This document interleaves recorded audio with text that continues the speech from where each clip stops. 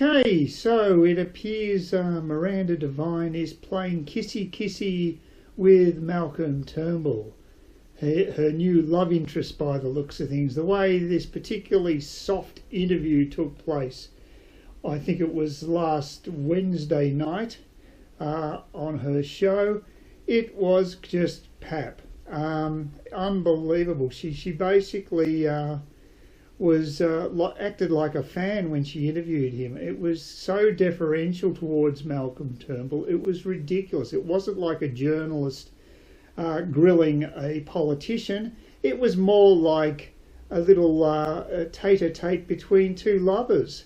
I mean, it worries me about the press in this country and overseas. They just get too familiar with these people. Now, we know Miranda has a soft spot for Turnbull and would like to see him do well. She can't stand Bill Shorten, but there's nothing unusual with that in Australia. I mean, plenty of people can't stand him, and with good reason. But really, she just absolutely gave him such an easy ride with this particular interview. It actually wasn't too bad an interview, I've got to say, and Turnbull did perform better than he had done in the past. But there seems to be some sort of a cultural thing with 2GB, that whenever Malcolm Turnbull is being interviewed, they're so happy to get him on their station that they give him a pretty easy ride. And it's not just Miranda Divine. Also, Alan Jones did exactly the same thing. Gave him a really easy run when he sort of almost like fireside chats that were, I think, once a week they were being held. He wasn't really asking hard questions of Turnbull, and his whole tone was deferential compared to his usual confrontational tone. And again, it worries me. You know, we have these journalists who can be very schizophrenic depending on the circumstance, and sometimes they'll be hard hitting, other times not, and you really wonder what's going on behind the scenes.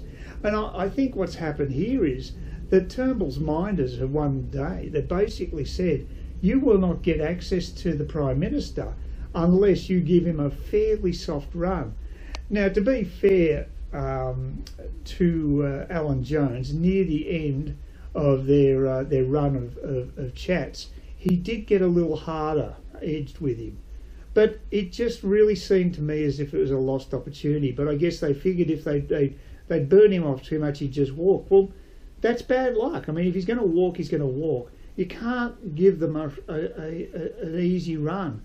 They have to be asked the hard questions. And there's plenty of hard questions to ask the Liberals right now, because they are betraying their core values, the way they're operating, the way they're allowing us to have a renewable energy percentage that we have to aspire to. I think it's 20% in their case.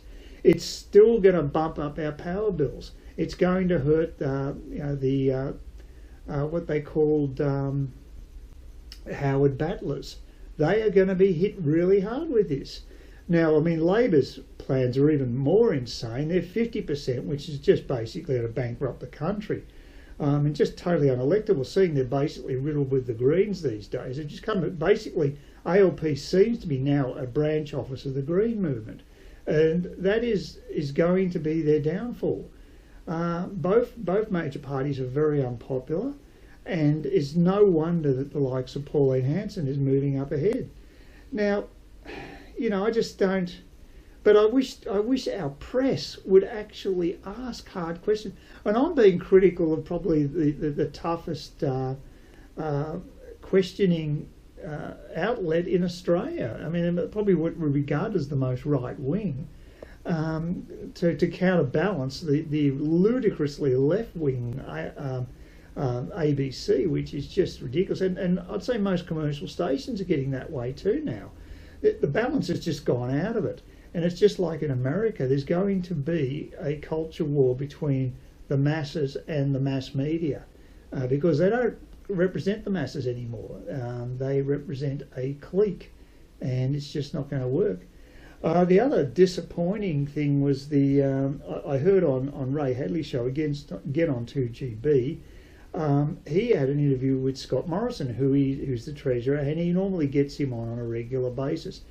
Initially, I thought Scott Morrison was going to be great, and I was a big fan, but I've totally soured on him now, especially considering what he did with superannuation and became basically the superannuation Nazi. No superannuation for you! He just really betrayed those self-funded retirees, and I just thought that was terrible. The latest thing he's squibbing is the 18C repealing. Now, 18C is what is causing the free speech to be curtailed in Australia, because you cannot offend anyone. And if you can't offend anyone, it basically restricts your speech quite a bit, because the offence is in the eye of the beholder. It's an absurdity, and it's come from universities, where else, academically generated by ivory tower academics. Again, I'm not surprised, because I think they're causing so much trouble in this country especially, and in the West in general. Now, basically, he had so Ray Hadley had Scott Morrison on, and Scott Morrison's he's a blowhard. He thinks he tries to talk really big. He's a big man. His ego is sky high, and he really acts as if he can get anything done. He's just I'm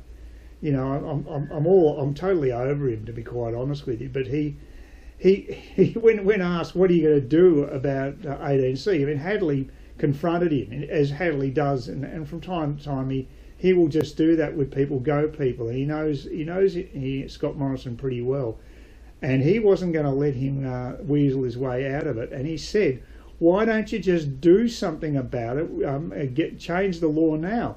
But you know what Scott Morrison's macho response was? Oh, we'll send it to a committee. Oh yeah, that's what all superheroes do, don't they, Scott? They go to committee. I mean, it was pathetic.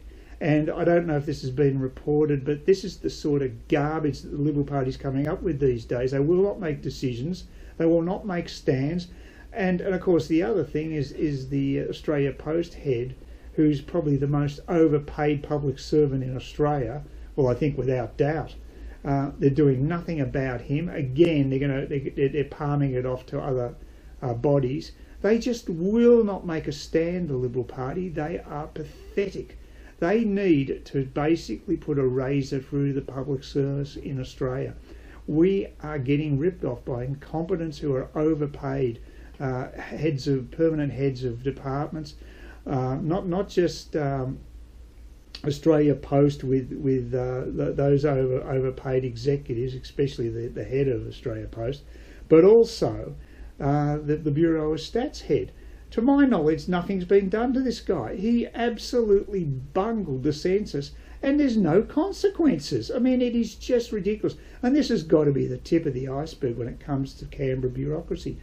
We really do need to drain the lake, to sort of use a derivation of a Trumpism, which was drain the swamp. In this case, I'm talking about Lake Burley Griffin. It is time to drain the lake in Canberra and get rid of these duds. But you're not going to get it under Turnbull's watch.